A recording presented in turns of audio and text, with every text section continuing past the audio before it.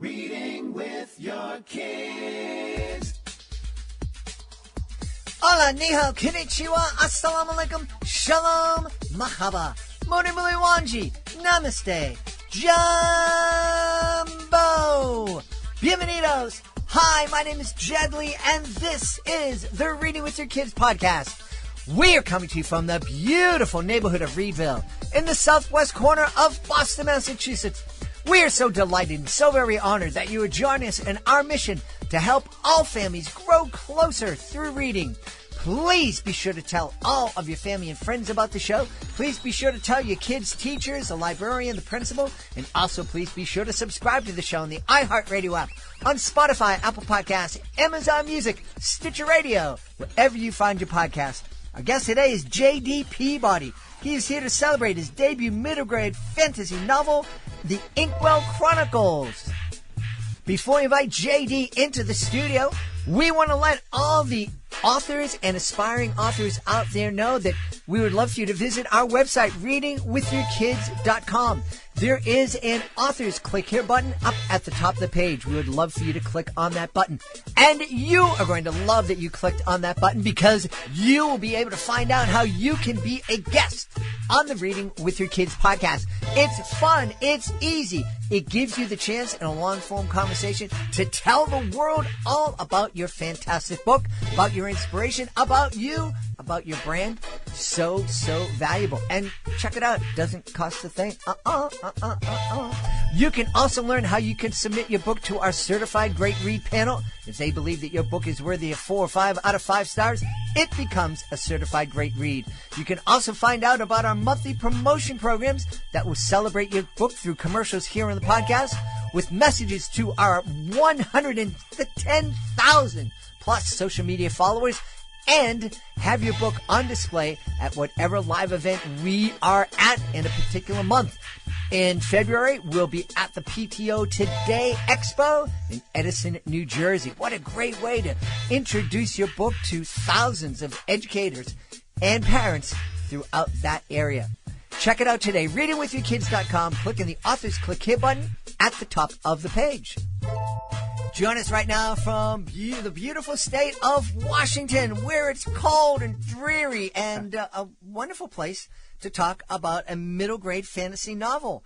Our guest today is the author of the Inkwell Chronicles. Please welcome to the show, J.D. Peabody. Hey, J.D., how are you? Hey, so glad to be here. Thanks for having me on. Excited to have you on. Fantasy books. I was actually just talking to my son last night. He's now 30 years old, and he's been into manga and fantasy and all these kind of books for forever.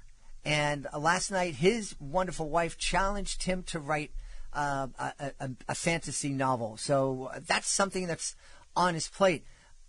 It's going to be a hard road for him because fantasy novels are wonderful, but they seem so complex. Yeah, well, I do think though that if he's been reading it for a long time, if he's a fan of it, he's got a mind for the world building that goes along with it. And yeah, I mean, really, I didn't know what I was doing when I jumped into it. This is my first stab at it, and you know, it was fun. It was fun just to learn along the way and figure it out. And it had that added element of writing for kids, which really I was just writing for my own inner 10-year-old. So it's fun. I encourage him to give it a shot. Yeah. So tell us about the world you created in the Inkwell Chronicles. Yeah. So this story is set in the 1950s in Great Britain, and it follows the adventures of Everett and Bea Drake, who they aren't intending to go on an adventure, but their father has gone missing after this train wreck. He's been presumed dead, but there's no body. And so they begin to suspect that maybe he's actually still out there. And so they, with the help of some friends they meet along the way, they go on this rescue mission to find him. And on the way, they also encounter this ink, this magic ink that actually is the creative force behind all the great artistic masterpieces of the world. And so it's in short supply, and so there are evil forces at work trying to control it because it's so powerful and trying to shut it down, and lots at stake, and of course their dad's life. So so they along the way they meet some historic authors. If you're familiar with the Inklings, that crowd, they encounter them and enlist them as their sort of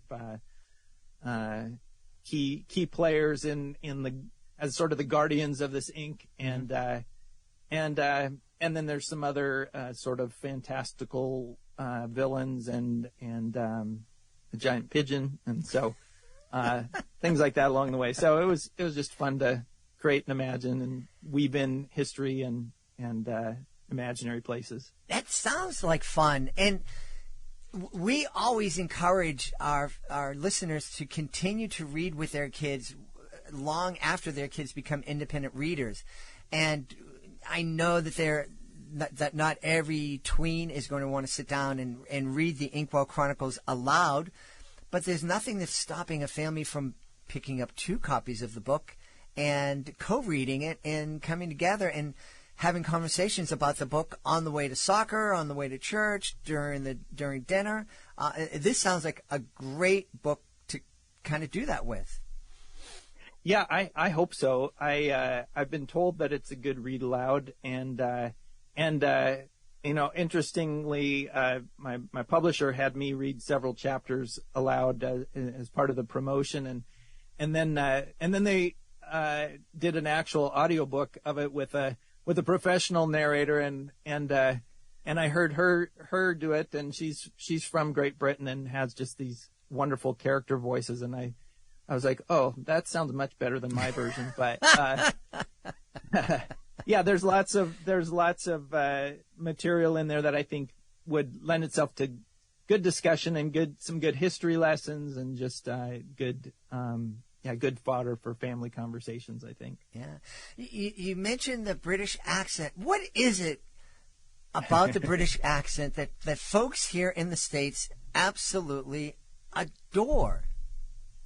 I don't know what it is, but there's something that just makes it feel a little elevated, or just more interesting. And I don't know if it's just because it's not what we hear every day, or what, but and I think a lot of the books that I read growing up, like the Chronicles of Narnia or things like that, felt like they had that British character to them. So I think there's a little bit of a hominess, or something that sounds literary in our ears when we hear it. So yeah.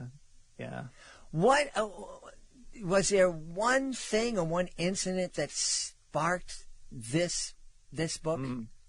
Yeah, when I look back at my own love of reading, it really goes back to when I was, I think, in about 4th grade, and my parents bought me the book Prince Caspian, which, if you know the Chronicles of Narnia, that's not book 1.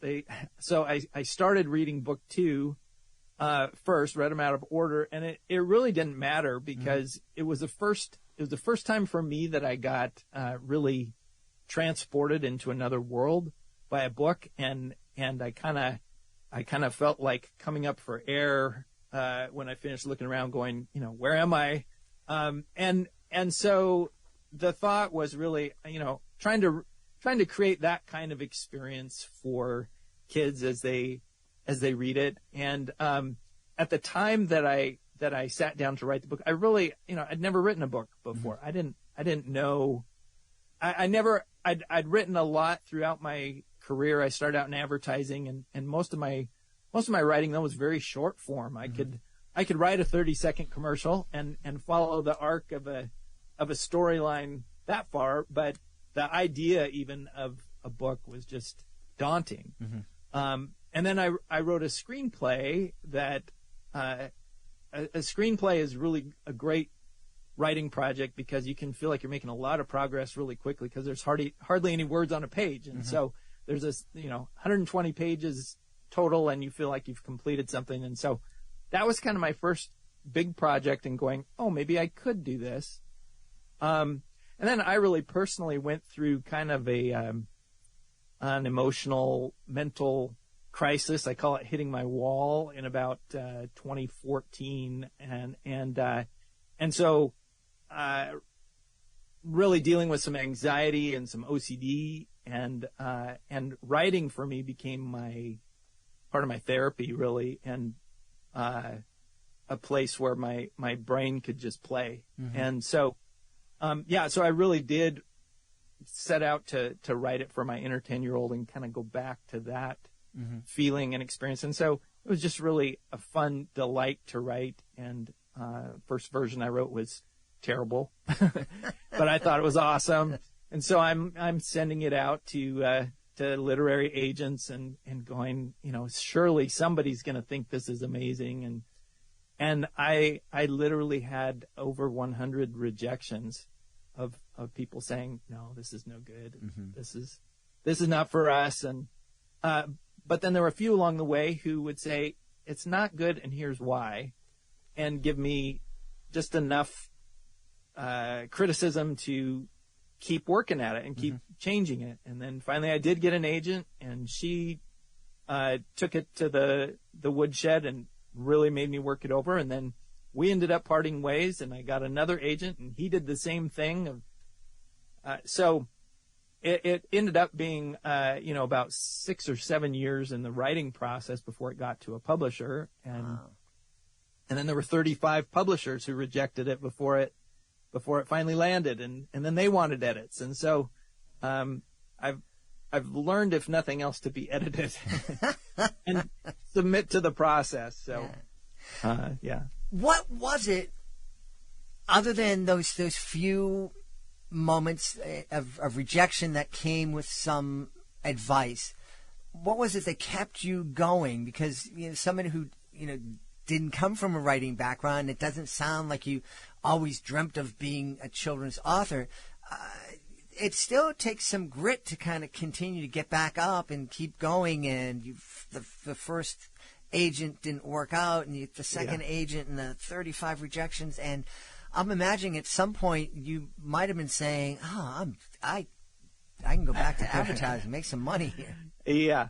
Well, I think, honestly, I really did have to struggle with what is delusion here, and just not accepting reality, that I'm really not so good at this here, and what is hanging on and learning and that tension. But honestly, I think the thing that kept me going was every time I went back to it and got in for another round of edits, I just really thoroughly enjoyed it, and I loved being back with the characters. And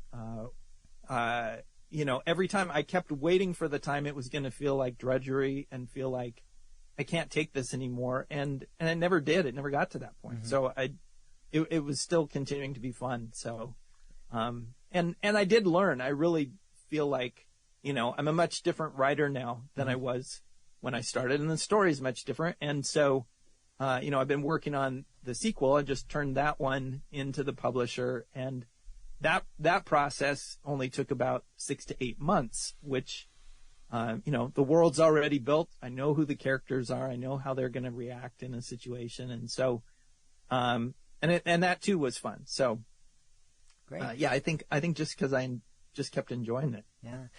Was there one character or one aspect of your world that was in those first iterations that you really loved, but nobody else did, and that was really hard for you to let go of?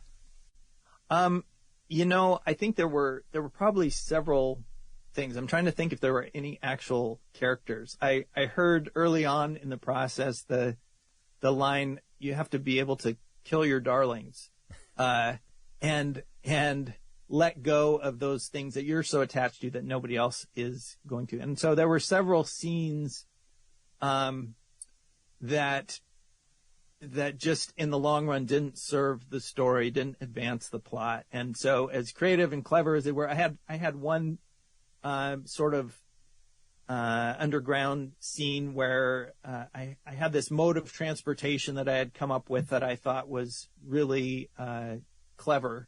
And and it was clever, and it got cut, and I tried putting it in the sequel, and it got cut from there too.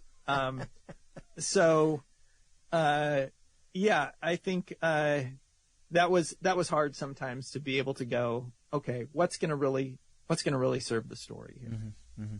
I think you should hold on to that mode of transportation. Maybe you get a chance to talk with Elon Musk, and who knows? Hey, yeah.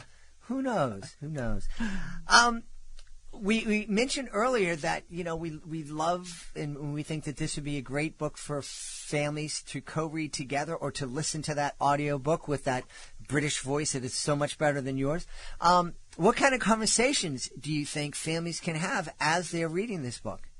Yeah, that's a good question. I think one of the things that the main character, who's this boy Everett, as he's going through this journey, he's not really so sure what he has to bring to the table. I think he hasn't really found his own voice. He has this comic book character that he really just idolizes, who seems like he has all these great powers and capabilities that Everett doesn't have, and so he kind of doubts himself. He's figuring out his way, and so I think finding your own voice, which was actually part of my journey in writing the book too, was kind of finding my own voice, and then just the power of creativity and the idea that everybody has a unique perspective and voice to bring to the world that, we need to hear it. Mm-hmm. It's worth you sharing, whatever it is that you're bringing to the table that is only you can do. So I think that's maybe the main, piece from it. I think that that's an incredibly important lesson for our kids to hear from us. Not only that our perspective is valuable and should be heard, but that we should also realize that the people around us have a different perspective, and they may disagree with us, and they may see situations in a very different way, but that doesn't mean that we shouldn't hear it. Doesn't mean that we shouldn't consider it. I think that that's something that is really missing in our culture these days, and it scares me a lot, because it doesn't seem like it seems like everybody's talking to themselves. The term preaching to the choir. It's kind of useless when you think about it. You need to have that some tension, some back and forth. We need to be able to question our beliefs, our political beliefs, our religious beliefs. And if those beliefs can't stand up to questioning, maybe they shouldn't be our beliefs. Right. I think that's really true. And, to have the, I guess maybe the capacity to go, this is what I think, but I could be wrong, or I could have, a partially correct view. That doesn't mean necessarily that I have the total picture on everything. I just read a quote the other day from somebody who was saying, it's not that stereotypes are wrong, it's that they're incomplete. They don't tell the whole story, and anytime we're only telling one story, it's not the full story. So that is a powerful quote. It's not that stereotypes are wrong, it's that they're incomplete. Yeah. I can source that for you. I just don't have it off the top of my head here. That would certainly be important for me if I'm going to use it. But I think we don't have to necessarily give attribution when we're talking with our kids, and we're sharing that lesson with our kids. That's a really important and I think profound thought that we can share with our kids. Tell me, what's it like? So you struggled And you really did. You struggled for years with this book, and you faced all sorts of, adversity. And it finally came to life. It finally became a reality. What did you feel when you first held that author's copy of the book in your hands? Yeah, it was really surreal. I mean, I'm 56 years old, so it was late in life to have that kind of. It felt like really just such a gift. I had so much gratitude that I could actually do this and have this come to reality and I think it just felt really surreal and just so gratifying. I was especially happy when I opened the box because I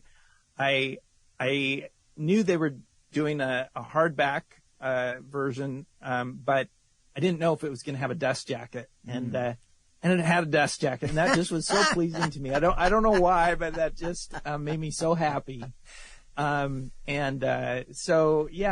was a really, really gratifying moment, and I was just really so pleased to actually be able to hold it in my hands. Isn't it weird how some little things can just totally. It's just like, oh, this is great. Oh, a dust cover. Oh. Yeah. So, book 2 of the Inkwell Chronicles is at the publishers, and hopefully will be available. What's your vision for this series? Is there a certain number of books that you have planned? Is there another series that you're conjuring up in your mind right now? Yeah. Well, I think, of course, it's still it's somewhat dependent on sales and how those are going, but I just sent in book 2, which is set for. I think it's actually available for pre-order now and set for actual release in September. But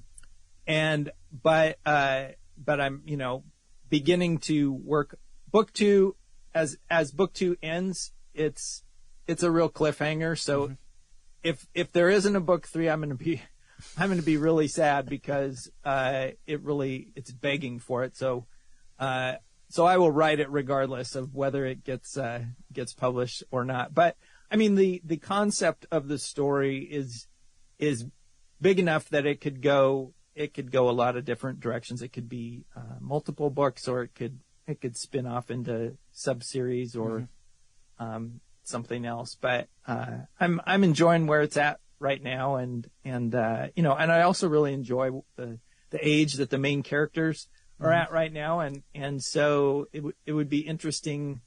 They don't age very much through at least the first 3 books, so it would be interesting to see what would happen as they get older, and it'd be different to write for that. It would be interesting, how J.K. Rowling followed Harry Potter through however many years that actually was through the series, and the last book's a lot different than the first. So, Anyway, we'll see. Right now, I'm hoping for 3, and if it goes beyond that, that'll be wonderful. Well, I'm hoping for 3 too. I feel your pain. I need to train myself when I'm on, finding a series to watch when I work out on Netflix or Prime or whatever. I just finished this one series, and it was great, and it led up to the cliffhanger, and it's like, there's no season 2? What do you mean? Right. And you go on a line, it's like, okay, when was season 1 made? Oh, 2013. Oh, they're never going to make another Yeah, they're season not 2. going to renew it. So. Yeah. Hey, where can people go to find out more about you and find out more about the Inkwell Chronicles? Yeah, well, it's pretty much available wherever books are sold, but you can also go to my website, jdpeabody.com, or JD Peabody, as you'd say in Boston, any of those places would be great. And if we always encourage folks to go down to their local bookshop and if you do go to your local bookshop, you can go like a Bostonian and say, hey, look, I heard about this like wicked great middle grade novel called the Inkwell Chronicles, and you think you can get it here, buddy? What do you think? I'll get you some dunks. And, they'll probably I love say, it. I don't know. Yeah, it's available through IndieBound and all the associations of independent booksellers nationwide. So I've been surprised. It's been really nice to look up some local booksellers and find out they actually do have it on their shelves. So that's been really, really nice. Awesome. We've had a great time speaking to the author of the Inkwell Chronicles, the debut middle grade fantasy novel by our guest, J.D. Peabody. J.D., thanks so much for being with us. Thanks so much for having me on. It's been great. Please be sure to join us for the next episode of the Reading with Your Kids podcast. Our friend Sarah Belisa Tucker will be returning to the show. She has a brand new book. It's called Help Ringo Tame His Temper. It is part of her The Adventures of Harry and Friends series, and it's actually a series within a series. So we're going to get to know all about Ringo, and Sarah is coming to us from her catamaran anchored off Crooked Island in the Bahamas. Talk about cool. That's the next episode of the podcast. I want to thank the folks who made today's show so wonderful. First, we start by thanking our guest, J.D. Peabody. Please be sure to check out the Inkwell Chronicles, his debut middle grade fantasy novel. Also want to thank my teams, Fatima Khan, Rory Grady, Jordan Saley, Stephanie Davila, Will Cheever, Cassandra Masonet, Sabrina Wu. I want to thank my beautiful wife for all the support she gives me. Most of all, we all want to thank you. Thank you so much for taking the time to join us today, and as always, thank you so very much for taking the time to make the world a better place by reading with your kids. I'll be looking for you in the next edition of the Reading with Your Kids podcast.